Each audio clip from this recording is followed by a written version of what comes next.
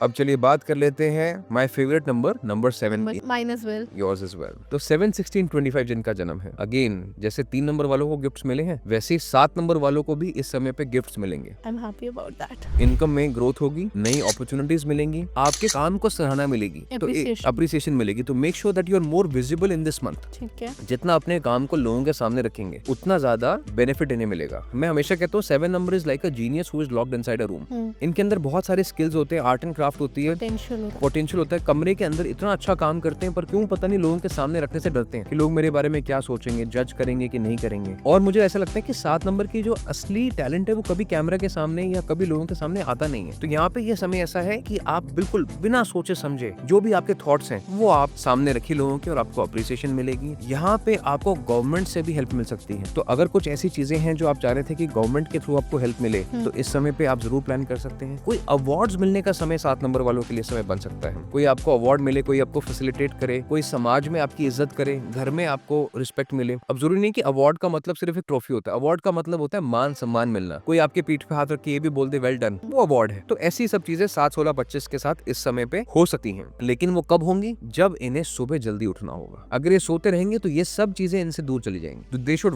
Wake up early, morning walk पे जाएं, और जितना हो सके अपनी मॉर्निंग्स पे अपने थॉट्स को पेन डाउन करें, जिसको हम कहते हैं मॉर्निंग जर्नलिंग। तो सुबह उठ के अपनी डायरी पेन लें, अपने थॉट्स को लिखें। इनके लिए बहुत अच्छा समय ये रहने वाला है। रिश्तों में ये कुछ ऐसी बात बोल सकते हैं जो शायद पार्टनर को अच्छी ना लगे, तो हर्टफुल वर्ड्स यूज नहीं करने। जितना मर्जी मन करे अवॉइड करने हैं। Try to be more candid, politically correct रहने की कोशिश करें यहाँ पे। तो एक तरफ तो जहाँ अपने एक्सप्रेशन दे रहे हैं, अब केतु देखो अधूरा है, इसको कभी भी ना पूरा रिजल्ट नहीं मिलता। एक तरफ एक्सप्रेस कर रहे हैं तो काम में तरक्की मिल रही है। अब ये क्या करते हैं, जो चीज वहां चल रही है वो रिश्तों में भी चलेगी, ये यहाँ पे भी बोल देंगे, यहाँ नुकसान हो जाएगा। तो काम में बोलना है, रिश्तों में चुप रहना है। इस चीज को अगर समझ गए तो डेफिनेटली ये महीना बेनिफिशियल रहने वाला है। इनके लिए क्या रेमेडी है? वॉलपेपर अगर आपको लगाना है तो खुद का ही वॉलपेपर लगाए, स्माइलिंग। ठीक है, अपना वॉलपेपर, खुद का वॉलपेपर जिसमें आप हंसते हुए हैं, ताकि आप जब भी खुद को देखें you should feel connection. I want to be this person, I want to be this happy. मैं इस समय पे खुश क्यों था या क्यों थी, उस थॉट को याद रखें, वो आपके लिए पावर बन जाएगा।